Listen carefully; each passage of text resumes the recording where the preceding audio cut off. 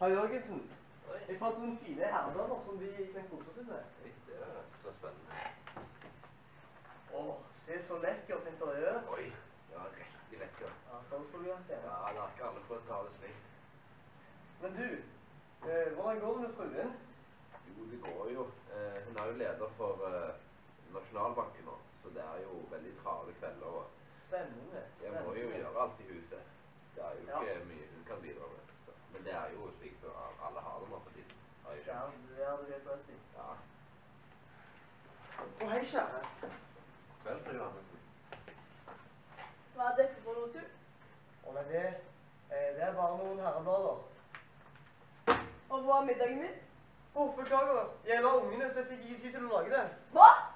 Hva sier du? Jeg lager det nå!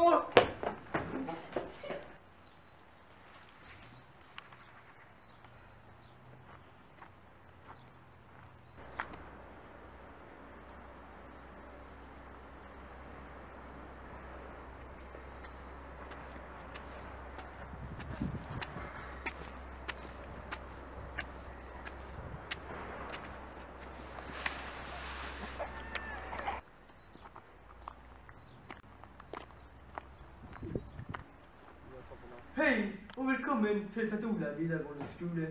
I dag har vi besøk fra Nils Klim, som akkurat har returnert fra Bakvendtland. Og fortell meg, Nils, hvordan var det i Bakvendtland? Jo, du hører jo det på navnet at alt er jo baklengs.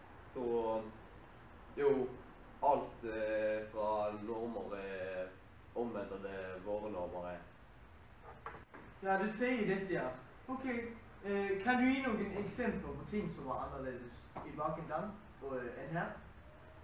For eksempel så var det jo sånn at mennene var hjemme, og mens konene dro ut og fikk seg jobb. Og det var typiske mannsroller i vår verden, typiske kvinneroller hos dem. Ah, interessant, ja. Så et helt ulikt rollemønster. Tusen takk til Nils Klim for besøket og for intervjuet.